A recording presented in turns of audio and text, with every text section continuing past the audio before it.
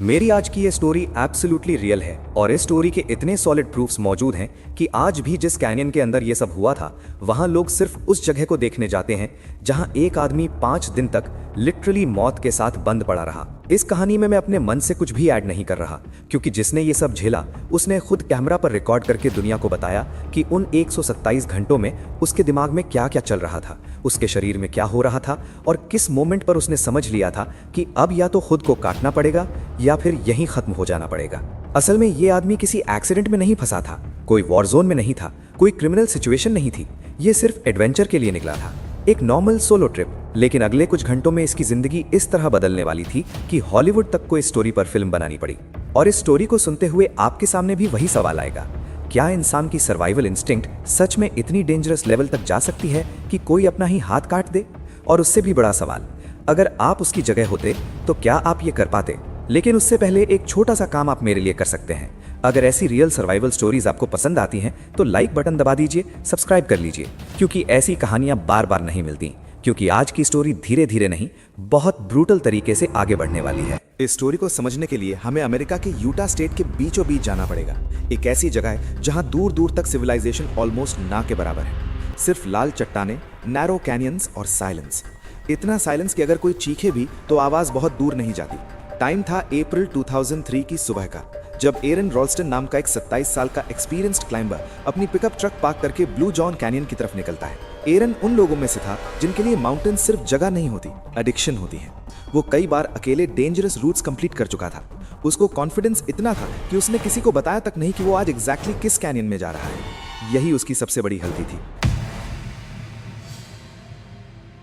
लेकिन उस समय उसे यह बिल्कुल महसूस नहीं हुआ। सुबह मौसम साफ था, स्काई पूरी तरह नीला, और कैनियन के अंदर जाते हुए उसे हर चीज नॉर्मल लग रही थी।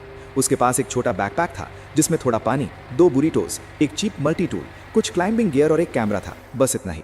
कोई सैटेलाइट फोन नहीं, कोई लोकेटर नहीं, क्योंकि उसके माइंड में सिंपल कैलकुलेशन थी, जाऊंगा, एक्सप्लोर करूंगा और शाम तक वापस आ जाऊंगा।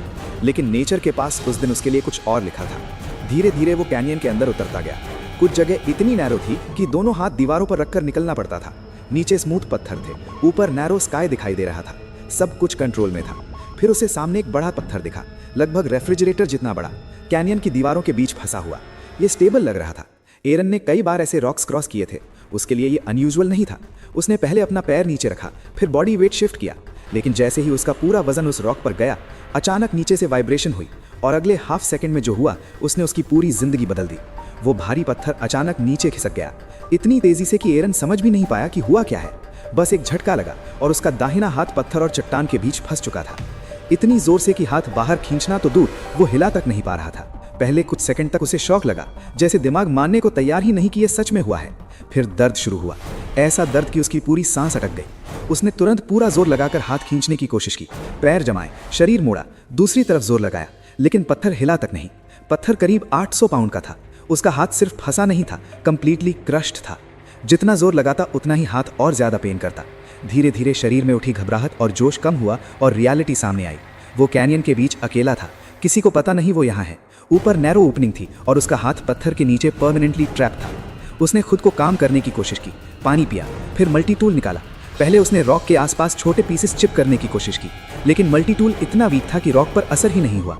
घंटे गुजरने लगे, सूरज ऊपर से शिफ्ट हो रहा था, कैनियन के अंदर शैडो बदल रही थी, पेन लगातार बढ़ता जा रहा था। उसने बार बार अपनी कलाई घुमाई और उंगलियां हिलाने की कोशिश की, लेकिन धीरे धीरे फिंगर्स नम होने लगी। इसका मतलब ब्लड सर्कुलेशन बंद हो रही थी। शाम तक उसे पहली बार डर लगा कि शायद आज रात वो यहाँ फंसा रहेगा। रात आई, कैनियन के अंदर टेम्परेचर अचानक गिर गया। दिन में हीट थी, रात में एक्सट्रीम कोल्ड। उसने बैकपैक से जो था वही यूज करके खुद को कवर किया। हाथ वैसे ही ट्रैप था, पेन कभी तेज कभी डल हो रहा था, लेकिन स्लीप इम्पॉसिबल थी। हर कुछ मिनट में वो जाग जाता क्योंकि हाथ में प्रेशर अनबेरेबल था। अगली सुबह उसने फिर फुल फोर्स से कोशिश की, रस्सी का सहारा लिया, शरीर को मोड़ा और पत्थर को हिलाने की हर कोशिश, बट सब फेल। पानी भी अब लिमिटेड था। उसने सिप्स कम कर दिए, खाना ऑलमोस्ट नहीं खाया क्योंकि उसे एनर्जी बचानी थी। दूसरे दिन तक उसने कैमरा निकाला और फैमिली के लिए मैसेजेस रिकॉर्ड करने शुरू किए, क्योंकि अब उसके माइंड में पहली बार डेथ रियल लगने लगी थी। उसने कैमरा पर बोला, अगर ये फुटेज मिले तो फैमिली को बता देना कि उसने कोशिश की। तीसरे दिन डिहाइड्रेशन शुरू हो गई, होंठ सूखने लगे, टंग भारी, दिमाग स्लो। धीरे धीरे उसने अपने ट्रैप्ड आर्म की स्किन पर नाइफ चलाने की कोशिश की, लेकिन मल्टी टूल की धार बहुत ब्लंट थी। स्किन तो कटने लगी, लेकिन दर्द इतना अनबेरेबल था कि हर सेकंड सहना मुश्किल हो रहा था और बोन तक पहुंचना ऑलमोस्ट इम्पॉसिबल लग रहा था। आखिरकार उसे रुकना पड़ा क्योंकि दर्द इतना तेज था कि शरीर शॉक में जा सकता था। चौथे दिन हैलुसिनेशन शुरू हुई। कभी उसे लगा कोई आवाज आ रही है, कभी लगा कैनियन के ऊपर कोई शैडो मूव हुई, लेकिन कोई नहीं था। पानी ऑलमोस्ट खत्म हो चुका था। उसने अपनी यूरिन तक सेव की क्योंकि लिक्विड बॉडी में रहना जरूरी था। 5वें दिन सुबह उसकी हालत इतनी वीक थी कि बॉडी ऑलमोस्ट कोलैप्स मोड में थी, लेकिन उसी मॉर्निंग उसके माइंड में एक कैलकुलेशन आई। अगर हड्डी नहीं कट रही तो हड्डी तोड़नी पड़ेगी। उसने ट्रैप्ड आर्म को एक अलग एंगल पर मोड़ा और पूरे शरीर की ताकत ऑपोजिट डायरेक्शन में झोंक दी। पहली कोशिश, दूसरी कोशिश, तीसरी बार अचानक क्रैक की तेज आवाज आई। हाथ की एक हड्डी टूटी, फिर दूसरी भी। उसी मोमेंट उसे महसूस हुआ अब बाहर निकलने की उम्मीद जगी है। अब उसने मल्टी टूल निकाला, स्किन कट की। उसने धीरे धीरे हाथ की अंदरूनी नसों और जुड़ी हुई टिश्यूज को काटना शुरू किया। जैसे ही नर्व्स तक पहुंचा, दर्द इतना भयानक था कि पूरी बॉडी लिटरली कांप उठी। लेकिन उस पल जिंदा बचने की चाह दर्द से कहीं ज्यादा बड़ी बन चुकी थी। धीरे धीरे कई मिनटों में उसने खुद अपना हाथ अलग किया। उस मोमेंट पर वो फ्री था, लेकिन अभी सेफ नहीं था क्योंकि अब बहुत ज्यादा खून बहने का खतरा था। इसलिए उसने तुरंत हाथ पर बैंडेज बांधा, फिर एक हाथ से 65 फीट नीचे रपेल किया। नीचे उतरने के बाद उसने रेगिस्तान में चलना शुरू किया। 5 दिन की डिहाइड्रेशन, खून की कमी और शरीर में लगभग खत्म हो चुकी ताकत के बावजूद वो चलता रहा क्योंकि रुकना मतलब हार मान लेना था। लगभग कई किलोमीटर्स बाद उसे एक फैमिली मिली जो हाइकिंग पर थी। उन्होंने पहले उसे देखा तो समझ ही नहीं पाए कि सामने इंसान है या घोस्ट। पूरा बॉडी डस्ट, ब्लड और शॉक में था। उन्होंने पानी दिया, रेस्क्यू कॉल किया, हेलीकॉप्टर आया, हॉस्पिटल पहुंचाया गया। डॉक्टर्स ने कहा अगर कुछ घंटे और डिले होता तो सर्वाइवल ऑलमोस्ट इम्पॉसिबल था।